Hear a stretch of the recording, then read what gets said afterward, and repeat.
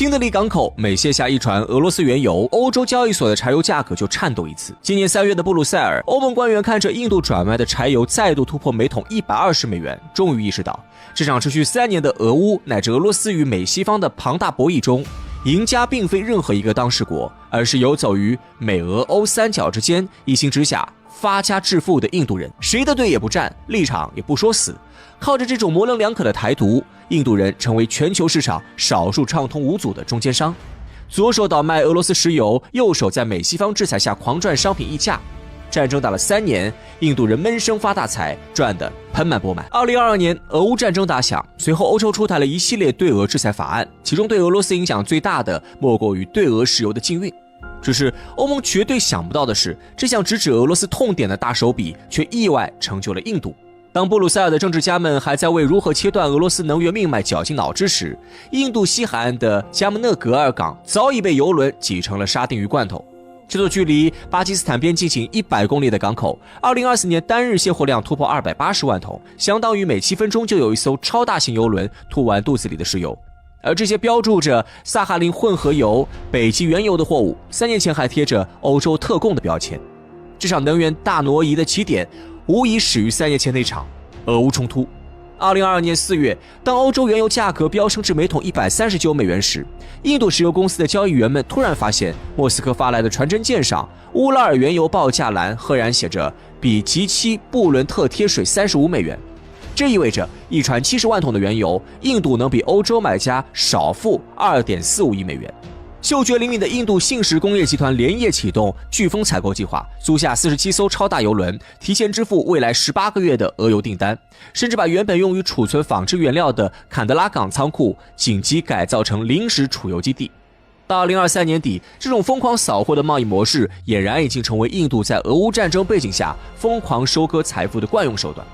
为了趁此良机猛赚一笔，印度各界可谓是绞尽脑汁。印度炼油商们发现，将40%的俄油与60%的阿曼原油混合后，不仅能规避西方设置的俄油占比不得超过50%的成品油制裁红线，还能让柴油凝点从-15摄氏度优化到-22摄氏度，完美适配北欧寒冬。与此同时，位于古吉拉特邦的瓦迪纳尔炼油厂甚至开发出用高硫的俄罗斯ESPO 原油搭配低硫的沙特轻质油，硬生生把每桶加工成本压到1.2美元，比新加坡玉郎岛炼厂便宜47%。这种极致抠成本的能力，在物流环节也体现得淋漓尽致。2023年6月，一艘悬挂马耳他国旗的海洋凤凰号在斯里兰卡外海突然关闭定位系统。3天后，出现在苏伊士运河时，船舱里的20万吨原油已从俄罗斯的摩尔曼斯克港原产证明漂白成了阿联酋富察伊拉港的混合油。这背后正是印度航运巨头与希腊船王的秘密协议。由雅典方面提供幽灵舰队，在公海完成船对船过驳，再通过阿联酋、马来西亚等中转港洗单，最终让欧洲海关看到的发票变成印度精炼油品来自多元化渠道。同时，就连印度官方政府也开始下场帮忙洗单。印度贸易部2023年修订的精炼油品产地认定细则，根据欧盟禁俄石油法案进行了针对性调整，规定任何在印度境内加工超过45天的石油均可标注为印度制造。于是乎，从俄罗斯远东港口出发的油轮先绕到印度东海岸的帕拉迪普港停留1个半月，再运往西海岸炼油厂加工2周，最终出口时变成了合规的印度国产柴油。这种原油印度油的把戏，让荷兰鹿特丹港2024年进口的柴油中有39%贴着印度国旗标志，而3年前这个数字还不到6%。在这场财富狂欢中，连印度街头小吃摊都成了产业链的一环。在孟买鱼市码头，渔民们发现运鱼舱突然被改装成了储油舱，这些载重仅800吨的油蚂蚁白天伪装成捕鱼船，深夜则悄悄停泊在喀拉拉邦的隐蔽海湾，用虹吸管把原油泵入岸上埋藏的输油管道。靠着以上种种模式，印度成功以低价从俄罗斯购来海量石油，而这批被贴上印度标签的石油转手便被输送到号称摆脱俄油的欧洲各国。2023年春天，欧盟通过第10轮对俄制裁，欧盟委员会宣称切断俄罗斯能源命脉的最后拼图已完成。然而2年后的今天，这个拥有27个成员国的庞大经济体正吞咽着意想不到的苦果。那些精心设计的能源封锁措施如同回旋镖般扎进了自己身上。在里斯本港口，满载印度柴油的油轮正以每分钟泵送3000升的速度卸货，船身上 Made in India 的喷漆在阳光下刺眼的像是某种嘲讽。数据显示，2024年欧盟从印度进口的成品油总量达到史无前例的8600万吨，这个数字较制裁前的2021年暴涨了11倍，而为之支付的制裁溢价，仅在去年冬季就烧掉了欧盟企业180亿美元。这种黑色幽默般的贸易链条背后，是欧盟制裁机制与市场规律激烈碰撞产生的结果。G7国家在2022年末设定的60美元俄油价格上限，本意是压缩俄罗斯财政收入，却意外激活了印度在全球能源市场的活力。印度炼油商以每桶35至45美元的价格扫货俄油，混合阿曼原油后生产出的柴油成本仅相当于欧洲同行使用北海布伦特原油的58%。欧盟的制裁非但没有掐断俄罗斯能源出口，反而让印度炼油产业迎来了黄金时代。2024年，印度成品油出口额突破2980亿美元，其中78%增量来自对欧贸易。欧盟成员国间的裂痕在能源危机中愈发狰狞。匈牙利总理欧尔班在2024年11月的一场会议上，指着桌上印有印度炼油厂卫星照片的简报，嘲讽道：“有些国家宁愿花3倍价钱买道德柴油，也不肯承认俄罗斯管道气的性价比。”他口中的有些国家显然指波兰。对方在2023年彻底切断俄油进口后，不得不以溢价42%的价格从印度采购柴油，导致其国家石油公司2024财年亏损19亿欧元。而匈牙利凭借持续接收俄油的特权，不仅维持着欧盟最低的汽油价格，还将过剩的能源转售给邻国斯洛伐克，每千立方米天然气净赚150欧元差价。这种分裂在波罗的海国家体现得更为戏剧化。立陶宛能源部长在2025年1月怒斥印度是制裁漏洞的寄生虫，但该国最大港口却在同月创下柴油吞吐量历史新高，其中83%的油轮来自印度。欧盟3年前对俄罗斯石油的疯狂制裁，终究是将反作用力回馈到了自己头上。目前来看，印度无疑是这场俄乌战争的最大经济获益方。在各国都深陷战争庞大消耗叫苦不迭时，印度人却连清点钞票的功夫都没有。实际上，这也是印度一贯的对外战略倾向。俄乌前线炮火连天，欧盟的会议室内各国政客绞尽脑汁思索封锁计划。新德里的战略家们早已在华盛顿、莫斯科和欧洲大陆之间架起了纵横交错的钢丝绳。举个例子，莫迪政府2023年的外交日程，他1月接待带着100亿美元军购订单来访的拜登，2月与普京视频签署10年期原油供应协议，3月派外长参加慕尼黑安全会议时，顺手签下向德国出口液化天然气的谅解备忘录。这种看似矛盾的全都要策略背后，是印度对能源地缘格局的精准判断。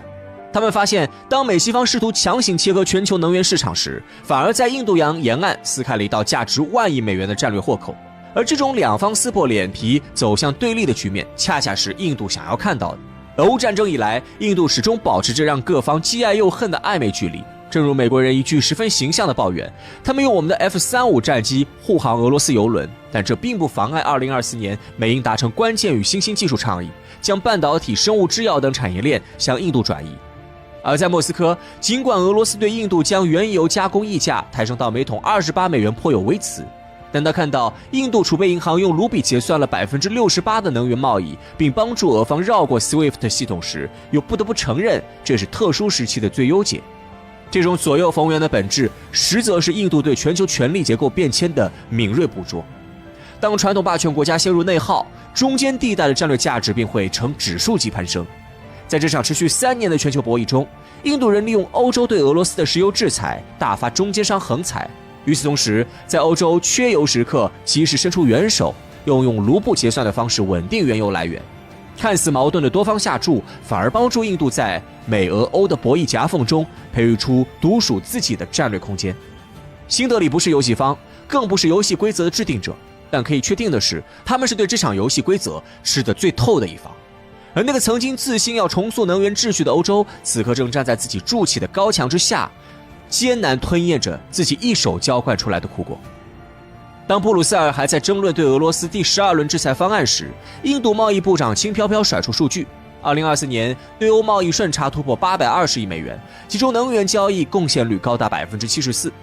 这场持续3年的地缘博弈证明，在全球化逆流的时代，最精明的玩家往往是那些能在战火纷飞中架起贸易浮桥的国家。只是不知道欧盟下次打开能源账单时，会不会想起3年前那个自信满满、宣布彻底摆脱俄油的自己。美俄2大国抬轿，坐拥英国丰厚遗产，明明拥有天虎开局的印度，为何几10年了还是烂泥扶不上墙？前段时间，美俄2国同时发力，俄罗斯前脚刚刚透露有意将苏57的全套技术打包转让给印度，后脚特朗普便公开宣布对印度解禁，允许印度购买 F-35战斗机。毫无疑问，这突如其来的喜讯可把印度高兴坏了，以至于莫迪当着特朗普的面郑重其事地发出誓言，要让印度再次伟大。事实上，不怪莫迪反应太激烈，毕竟对于绝大多数国家来说，5代机都还只是可望而不可及的梦，更别提能够同时选择2款5代机了。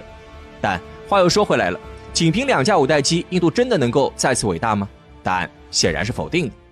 上世纪40年代末，伴随着第2次世界大战的结束，全世界民族解放运动进入高潮。于此背景之下，印度和中国先后迎来了新生。不过，与新中国一穷二白、百废俱兴的状况不同，印度的起点可谓是高了不少。由于在独立的过程中，印度没有经历大规模的血腥斗争，英国殖民统治的遗产绝大多数都被完整的保留了下来，其中工业底子更是堪称雄厚，体现在具体数据上。铁路里程是中国的6倍，钢铁产量则是中国的9倍。以至于当时的印度，别说跟中国比了，就算放在西方世界，也绝对称不上落伍。更别提在往后的几十年里，包括苏联和美国在内的大国对印度的援助几乎都没有终止过。难怪人们会说，印度的发展靠的就是大国抬轿。苏联和美国对印度的援助力度有多大呢？我们都知道，在上世纪50年代的中苏经历了蜜月期，苏联曾对中国进行了大量的援助。而根据美国机构的统计，当时苏联对中国的援助大概总价值在25亿美元左右，这个数字不一定准确，但相差不会太大。所以25亿美元这个数字姑且可以用来衡量苏联对中国援助的价值。除了援助中国之外，当时的苏联还援助了很多其他的国家，其中就包括印度。那么印度接受了苏联多少的援助呢？答案是60亿美元，这个数字比苏联援中资金的2倍还多。光是依靠着苏联援助的25亿美元，中国就奠定了工业根基。对比之下，苏联对印度的援助力度显然已经可见一斑了。在赫鲁晓夫时代，印度是当时苏联的重点拉拢对象之一，苏联对其援助的规模甚至一度达到了苏联对所有第三世界国家援助总量的44%。而且这些援助还不是游离于表面，苏联对印度的援助基本上都是根据印度政府提出的需求而量身定做的，以至于有的完全是亏本买卖。因此，在苏联的帮助下，印度躺着便实现了工业体系的进化。与此同时，能源的问题也被苏联一手承包了下来。这样的印度显然想要不发展起来都难。等到赫鲁晓夫下台以后，新上台的勃列日涅夫不仅没有否定前任对印度各种无底线的援助计划，反而进一步加大了力度。除了保持原本的工业援助之外，勃列日涅夫还将援助重点聚焦在了军工体系之上。从飞机、坦克到火炮、弹药，苏联几乎将印度的军工产业全盘苏化。要知道，在苏联援助之前，印度可是连造颗子弹都十分困难的。也正是依靠苏联的帮助，印度一跃成为了当时的南亚霸主，号称世界第3军事强国，并开始自信满满的想要通过武力解决同邻国的争端。然而，最后的结局想必大家应该都清楚了。事实证明，烂泥就是扶不上墙。至于美国对印度的援助，目的其实从一开始就十分明确。在1958年2月的国会会议上，时任美国总统艾森豪威尔毫不掩饰地表示，我们与其他自由国家必须知道，苏联集团的援助是一种新的狡猾的长期的工具，因此我们必须加大对印度援助，以免印度落入苏联的外交轨道。这句话的意思简单翻译过来就是，我们不能让苏联成为印度唯一的主人。于是在艾森豪威尔的号召之下，以美国为首的西方国家也开始加入对印度的援助行列之中。光是在1951至1965这15年的时间里，美国承诺给印度的经济援助就达到了61亿美元。与此同时，其他国家也纷纷降低给印度提供的贷款利率，并在后续陆续放弃了很多原本约定好的附加条件。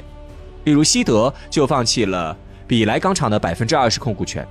显然，这些让步在正常情况下是绝对不可能发生的，一切只能归功于时代背景。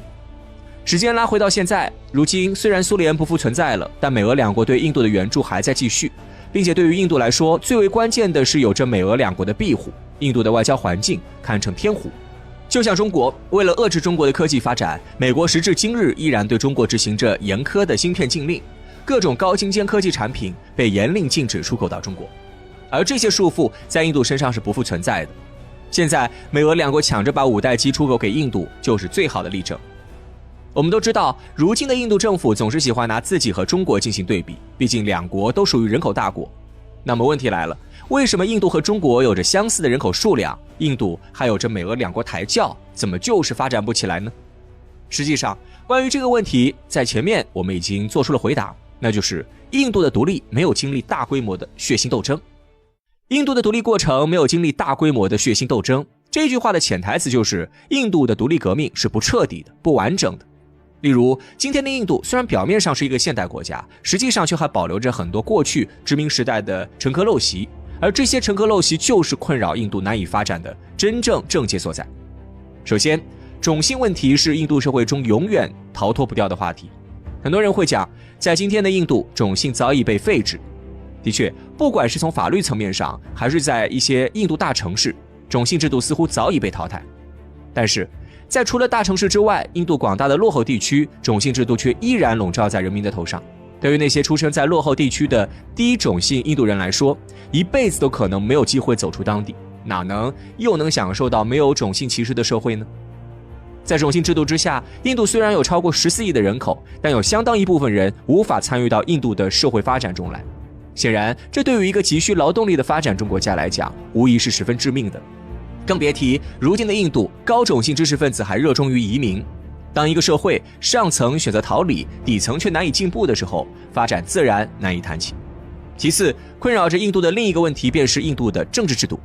如今，印度表面上执行着联邦制度，中央政府统治着整个国家，但实际上，印度地方政府的权力一点也不逊色于中央，以至于很多时候，如果印度中央的命令不符合印度地方政府的心意，极容易出现双方对着干的情况。而与此同时，在殖民时期，印度又长期维持着土邦林立的状态。由于没有经历彻头彻尾的革命，这些地方势力虽然在法律上遭到了废止，但实际在当地依然拥有着不小的影响力。掌握着资本的印度地方势力很容易便能够对一些官员进行腐化，而一旦一个政府出现了腐败，又拥有绝对的权力，那么其行政效率就可想而知会有多么落后了。于是在今天我们才会看到印度很多的投资项目刚一出台便遭到几十个部门疯抢，然而等到具体执行的时候，又因为各种各样的借口一拖就是好几年。试问这样的政府怎么能办成事儿？最后，印度的基建也是让印度政府头疼不已的一道难题。曾经的印度拥有着超过中国6倍的铁路里程不假，但是今天的印度却早已被中国甩在了身后。更为可怕的是，印度政府对这一切毫无办法。不可否认，由于种种原因加持，包括美俄在内的许多国家都极力的想要拉拢印度，为此不惜给印度的发展打开绿灯，提供各种各样的援助。然而事实证明，一个国家到底能不能发展起来，最终靠的还是自己，外部力量只能作为辅助。如果印度不重视自身存在的问题，及时内省，那么就算美俄再怎么给印度抬轿，印度最后还是发展不起来，空留下一个扶不起的烂泥的骂名，沦为国际社会的笑柄。